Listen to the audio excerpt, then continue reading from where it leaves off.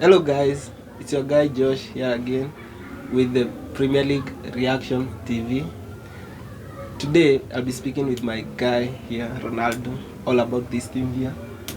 Manchester United. Serious. They just concluded match with Crystal Palace where we saw Casemiro see red. And I just want to turn to my guy here and ask him, what do you think about the game? The game, we came in the game knowing that it was us who were under pressure because in the first leg we led the match up until the 91st minute. Then Olisha scored with the free kick. So we came in the game knowing that we had to outmaneuver them fast and easily maybe. Yeah, of which we were in cruise control for the good part of the match till the 70th minute, till Casemiro saw red, so hell broke loose. But at the end of the day, we won, and that's all that matters. But it was a tough match. It was a nervy ending. I won't deny that. But all in all, we thank God for the win. A win is a win. A win is a win. A win is A win is a win. You know what? I agree with him. I think it was Manchester United was in cruise control for most part of the match until the red card. Where I think even after the red card, I think we could have controlled the game a little much better instead of going into panic mode and just everybody was everywhere. But you know, I'm gonna ask a question that everyone has been asking, and I'm gonna ask Ronaldo, and I want you to be unbiased. You know, be unbiased. What do you think? Was it a red card for Casemiro? You know, Casemiro. We did not see the whole clip. So after Casemiro, Hughes came in. You know, he took Casemiro to the side and started shoving him and pushing him. You know, Casemiro had to defend himself. So you know, what the camera saw was Casemiro's like strangling Hughes. But in real sense, if you watch the whole video after it concluded, Casemiro hugged Hughes, by the way. So the VR did not show us that clip. It's unfortunate he got red. We need him, by the way. We need him. Even though we're playing Leeds and then Leicester, we seriously need Casemiro. You know, but the kind of performance Marcel Sabitzer displayed in that game, you know, is someone who knows how to play football. He's a good controller of the game. He's a good reader. Marcel Sabitzer will rise to the occasion, but definitely will miss Casemiro at some point. Do you think Manchester United will I think, appeal the decision? They will. If they show the FA the whole clip, maybe they will. You know, 3-match ban is a bit harsh. You know, it was something petty. You know, Casemiro was just trying to defend his fellow countryman, who's Anthony. So Jeffrey Schlapp fouled him. So Casemiro confronted Schlapp. So it was just instinctive. You know, seeing your fellow countryman on the decks, and you know, you just can't sit there and just watch. You know, you have to do something. You know, but it's unfortunate it escalated, and it resulted to a red card to Casemiro. Casemiro has been pivotal to our season so far. So yeah, and it's gonna be a very big loss, like for Manchester United, given what Casemiro brings to the team. And I think I will go with what Erik ten Hag said during the press conference. In a situation such as that, if you are gonna give a red card, you're gonna give out at least 4 red cards in that situation. We all saw what went on. Everyone was pushing, shoving everybody, you know. You can't just single out a single player and say, you know what, you are to blame for this situation. And even looking at other angles, like you can see, maybe he was holding the neck and maybe he was not. You cannot tell definitely until maybe Hughes comes and clarifies for us.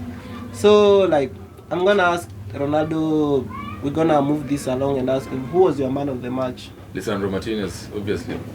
Yeah, so the butcher was everywhere, you know, some clear-cut chances, like someone like Edward had a cutback, he had to tap in. Lisandro Martinez came and slid in and cleared the ball. Lisandro was everywhere, you know, chopping tackles everywhere. Lisandro was my man of the match, actually, despite him being 5'9". I'm going to go a different direction and say Fred. Okay, I know Lisandro Martinez had a very good game, and were it for him saying Lisandro Martinez, I would have gone with Lisandro Martinez. I think the guy is short, the center of gravity is very low, so he can get by the field real quick. His reading the game skills are like to par. But watching that game, even after the red card, watching Fred cover the ground, I mean, that guy has 10 lungs. He's amazing.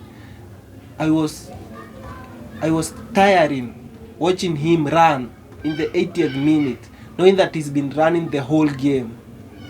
The guy gave his sweat for that win, and I think for me, besides Lisandro Martinez, I would go for Fred. But either way, those guys, they were very, very pivotal for that win. So Ronaldo, Manchester United, next game they have Leeds. The news broke today. Jose Marsh has been fired by Leeds. They have let him go. I know they are sitting 17th in the table. What's your take on that match? It's a bit harsh, you know. Jesse March has came from far with Leeds, you know. Last season they were fighting relegation battles when Bielsa left them. Jesse March came in and saved the ship. So he deserved some credit for what he has done for Leeds, and there was no need for panic. It's only game week 22. But don't you think this is a Premier League? It's about results. If you can't deliver, you leave. It all depends. You know, it all depends. So Jesse March had limited options going to transfer market. Someone like Tyler Adams. The only crucial players he brought in the team was Tyler Adams and recently Weston McKennie. So being an American and bringing in Tyler Adams and Weston McKennie, so they could have given him time to see how their chemistry is. You know, Tyler Adams and Weston McKennie were the two pivotal guys for the US team, for the US national team in the World Cup.